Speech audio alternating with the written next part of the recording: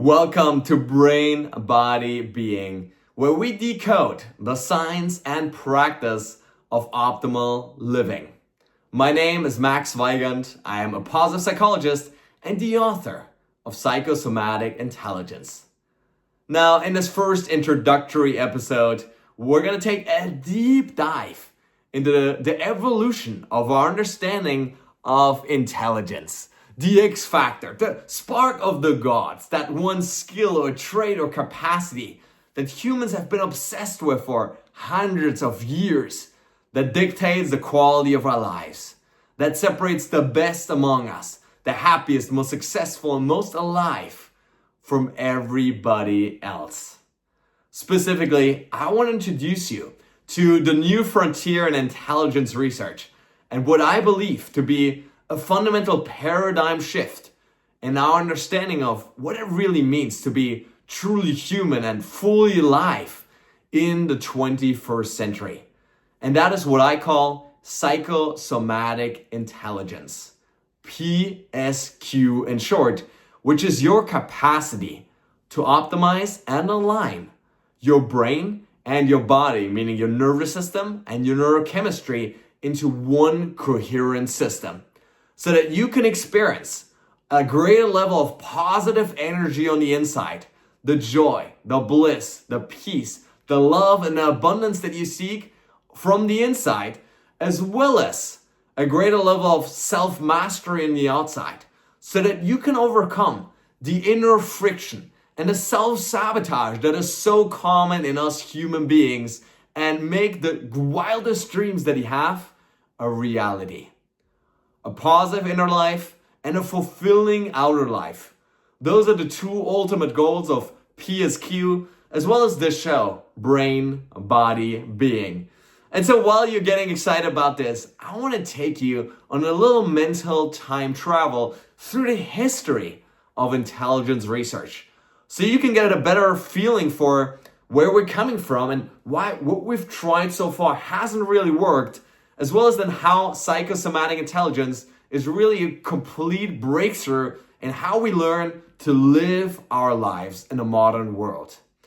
I want to take you back all the way to the year 1869, when Sir Francis Galton, the cousin of Charles Darwin, became the first scientist to try to scientifically measure intelligence. What he would do is he would measure the size of our skulls, trying to predict how intelligent and how successful we would later be, which in the beginning turned out to be quite the fail. Albert Einstein, as we now know today, had a much smaller brain than the average brain, and yet obviously his intelligence was off the charts. And so our early attempts at measuring intelligence were still a failure. But only 30 years later, in 1905, the French psychologist Alfred Binet created the first modern intelligence test, measuring our capacity to understand and conceptualize the outer world, our intellectual capacities. Now, 7 years after that, Stanford University took over his test, adapted it slightly, and turned it into what is now known as the first modern IQ test, measuring our intellectual capacities. And pretty quickly, the whole world went crazy for IQ. Schools used it to predict future school grades. Universities used it to select their future students. Militaries and companies used it to select their future leaders and decide who gets promoted and who doesn't.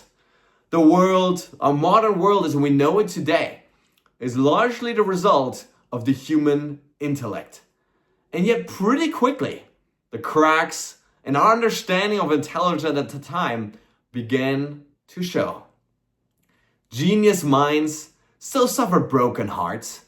Beautiful intellects still struggled with loneliness and self-sabotage.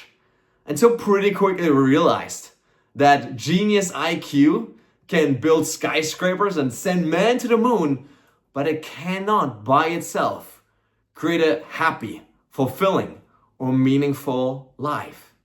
And so our search moved on. In the 1990s, Daniel Goleman popularized the term EQ, emotional intelligence. And we realized that in our modern world, success depends much more upon our capacity to relate with others, to build great teams or great families or great relationships than it is to simply solve math problems or puzzles. And so again, the world went crazy for EQ. We learned new vocabulary about our emotional states. We learned to dissect our attachment styles. But again, the cracks began to show. Because what we realized is that information does not equal integration. You can know intellectually your attachment style. You can know the kryptonite, those people or things that make you flip off. You can understand your emotional patterns and yet still not have the capacity to regulate your brain and your nervous system when that challenge arises. And so mere intellectual understanding and knowledge is not enough to truly transform our lives from the inside out. And so again, EQ, emotional intelligence, led to beautiful insights, and it certainly helped to build greater relationships. But we live today in a world with greater knowledge and greater information than ever before. And yet what the research shows is that the global rates of anxiety, depression, burnout, loneliness are at all-time highs. And so simply knowing how to relate to others does not necessarily mean that we can actually do so effectively, and much less so that we know how to live and how to lead ourselves. And so again, we moved on, this time to willpower and self-control. Now the research on this actually began in the 1960s with the world famous Stanford marshmallow experiments. What Walter Mischel at Stanford University did there is he set these little kids, 4 or 5 years old, into an empty, lonely room. And he gave them a marshmallow. And he told them that if you're willing to wait for 15 minutes and not eat that marshmallow, I'll come back and give you a second one. Now, what followed was a really comic display of this innately human struggle and inner friction between what we want right now and what we know would help us and serve us in the future. Kids did the wildest things, from trying to nibble on it, from trying to distract themselves and even falling asleep, trying to desperately try to hold on throughout these 15 minutes. The crazy thing though happened decades later, when Mischel found that a small kid's ability to delay gratification and prevent themselves from doing the thing they know they shouldn't do actually predicted their future success, their future health, their future income, and many great qualities about life. Over the last 20 years, research into willpower has taken off. We now know that willpower predicts school grades and academic success twice as well as IQ does. It also predicts future success, income, health behaviors, and relationship quality. In fact, some willpower researchers like to joke that the secret to happy marriage is simply this: learning when to shut up, right? And that ultimately is the essence of willpower and self-control. It's your ability, on the one hand, to resist temptation, to resist the marshmallow, to resist saying the thing you know you shouldn't say.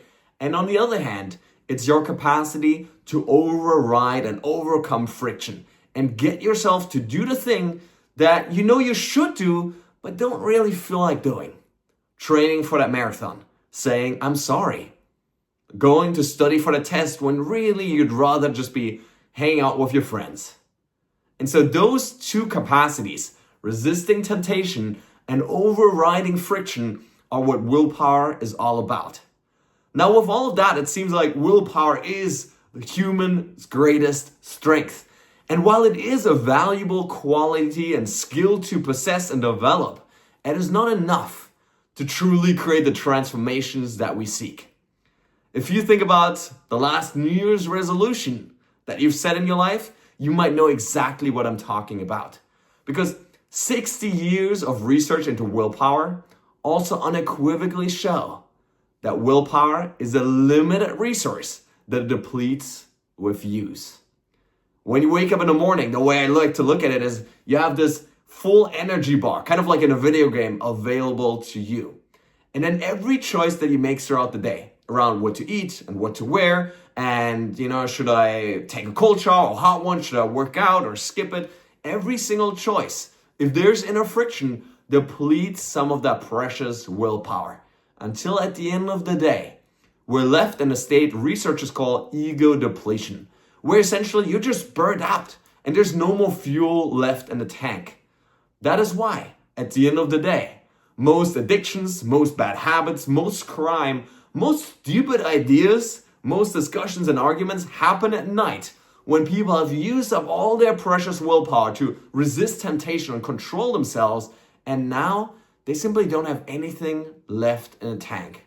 And that's when people drink, smoke, take drugs, watch movies all day, and just waste their lives instead of doing the things they know they should be doing. And so willpower is a limited resource that depletes with use, which means that, this explains why when people set New Year's resolutions, for example, research shows that 81% of them end up failing. And so in January, everybody's motivated and everybody's going to the gym and following through on new diets. And then day by day and week by week, the attrition rate rises because to rely on willpower and self-discipline is nothing more than to say, I'm going to power through this internal conflict that I have. Ultimately, self-discipline is nothing but a dressed up word for self-conflict. One part of you wants those chocolate chip cookies, the other part wants to be healthy. And now these two parts inside of you are fighting for the win, which ultimately, over the long run, always goes to immediate gratification. And so while willpower is a very powerful short-term strategy to change your life, over the long run, it is not sufficient to truly create lasting transformation. And that's where we finally get to the final frontier in this evolution of intelligence. And that is psychosomatic intelligence. Now the word psychosomatic comes from the two ancient Greek words psyche, the mind, and soma, the body. It is your capacity to optimize and align the mind and the body in such a way that they form one coherent system, moving you towards your goals, towards your dreams, as well as towards positive energy states, rather than holding you back in inner friction and self-sabotage. Now, ultimately, there are three different pillars to this whole system, as well as this podcast, brain, body, being. And we're going to move through each one of them separately. The first one, the brain or the mind, is the understanding that all of your reality is ultimately created by 3 pounds of gray mass inside your skull that never actually touch the light of day. Your brain never sees a single person. It never hears a single sound. It never gets to touch reality. But instead, every of your life's experiences is filtered after coming in through your senses, your eyes, your ears, your nose, your fingertips. Every single one of these senses sends information to your brain, which are then filtered and turned into a model of reality that is good enough and accurate enough that we don't walk around and constantly bump our heads, but is not reality itself. It is simply a kind of creation of our brain, a mental fabrication. And so what is important to understand here about the human brain is that we don't just have one mind. We actually have two. On top, we have the conscious mind, the prefrontal cortex, the part of the brain that thinks, plans, strategizes, that sets a goal and then creates a plan designed to achieve that goal. But then there's this other part, the subconscious mind, the part where your automatic beliefs and emotions and thoughts are housed.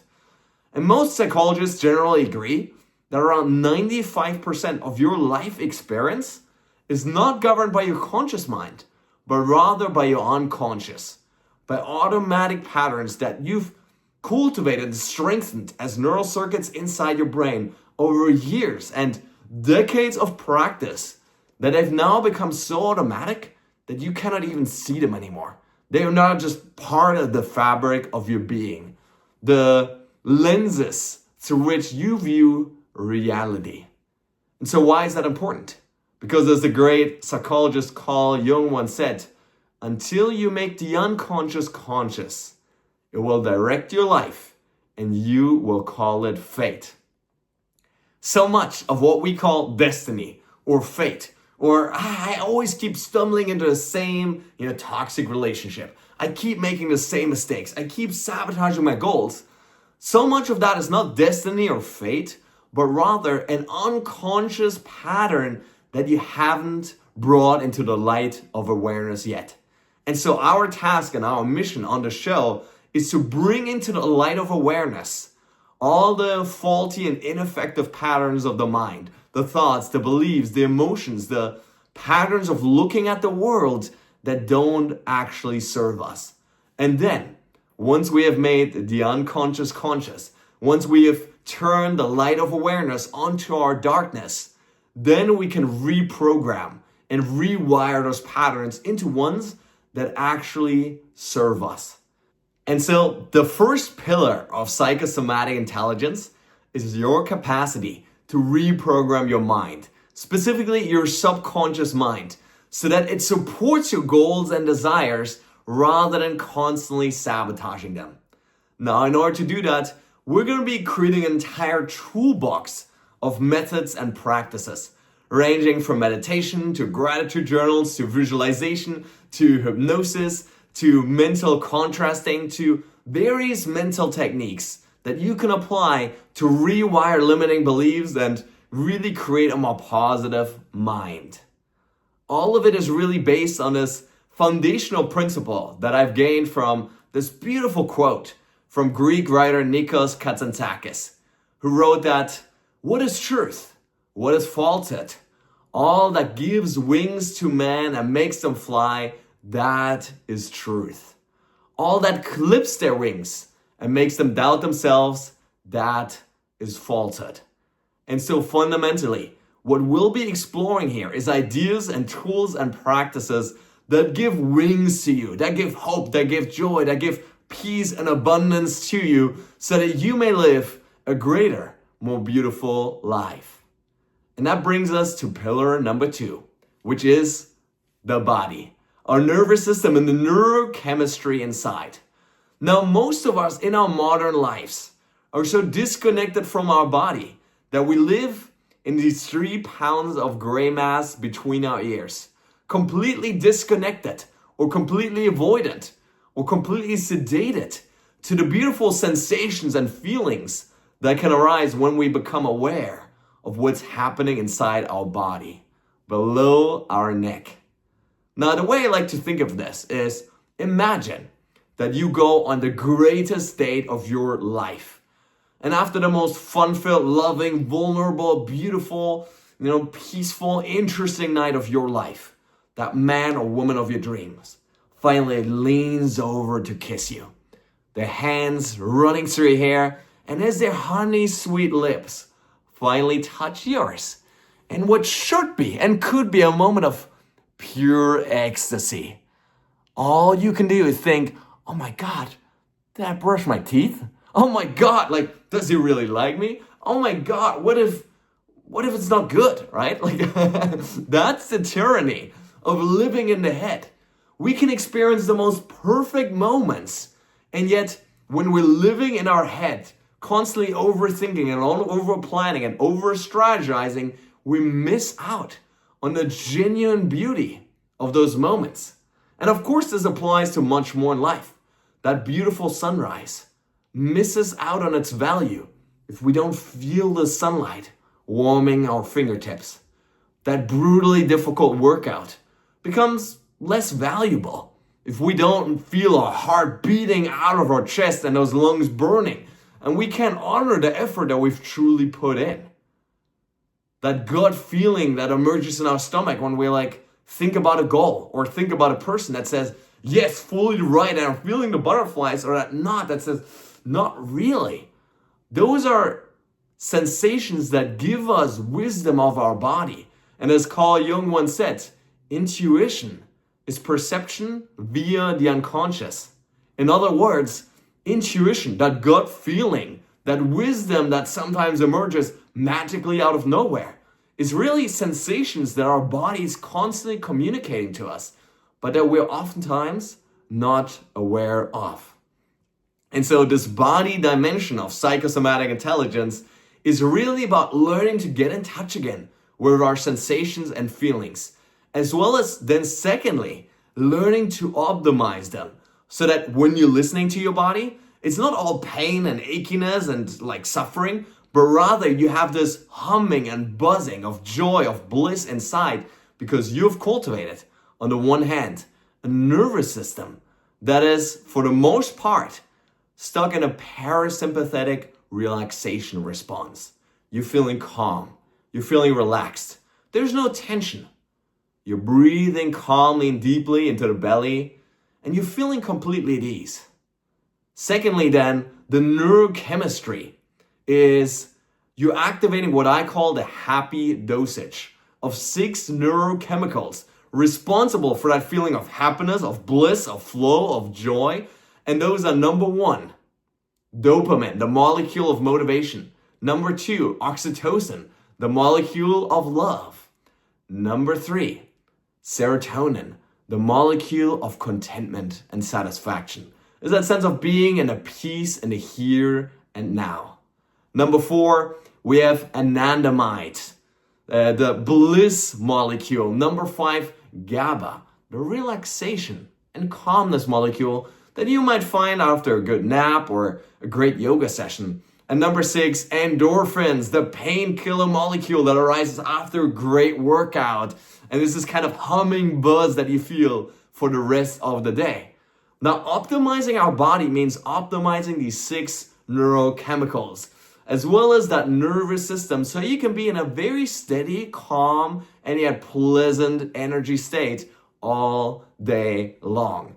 And so throughout this podcast, we'll be exploring various tools, somatic tools really, meaning physically based tools that you can use to increase energy, to decrease energy, to gain more joy and flow, or maybe to calm yourself down when you're feeling stressed before a test or a challenge.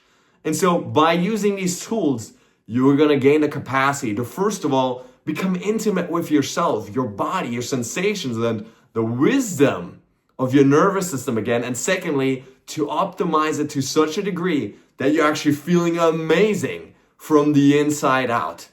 And not relying on external things, substances or distraction like the vast majority of people today in order to get a quick hit of dopamine for a short period of time. And that brings us to pillar number 3, which is really an emergence out of the first 2. The pillar that I call being. It's your being in the world. It's your capacity to design a life that is as beautiful on the outside as you're going to be feeling on the inside. The way I look at it is, I call this oxygen for the soul. Because just like our body has physiological needs for oxygen, for food, and for water, in the same way our soul or our spirit or our mind, if you so will, has certain needs that have to be fulfilled if we truly want to feel these lives of meaning and purpose. Those are things like love, like having a mission greater than yourself, a sense of significance, of growth, of autonomy, of engagement with life, living in alignment with our virtues and values, just like the ancient Greek philosophers taught us. And so that last dimension, being, is the one that most people kind of skip over and forget, but I believe that's actually the most important one, because what it's all about is taking all that beauty and all that joy and all that love that we're creating on the inside and then expressing it outwards through our actions, through the way in which we live the world. Ambition without philosophy is like sprinting on a treadmill. You might be going fast and there's hectic movement and energy going all around, but you're going nowhere. And so being that dimension is all about cultivating a deeper philosophy of life, of transcending this innately human desire for quick pleasures and immediate gratification and security, and focusing more on the high level needs of purpose, of love, of growth and expansion, and living with what the ancient Greeks and specifically Aristotle called eudaimonia, the good soul. Every single week on the show, we're going to be exploring these 3 dimensions of psychosomatic intelligence: brain, body, and being, in order to integrate them into one coherent system, so that you can experience greater levels of positive energy on the inside, as well as a truly fulfilling life on the outside. Now, in the next episode, we're going to be exploring the psychopathology of average and our tendency to live life far below our means. And so I look forward to seeing you then. Much love and live fully, my friends.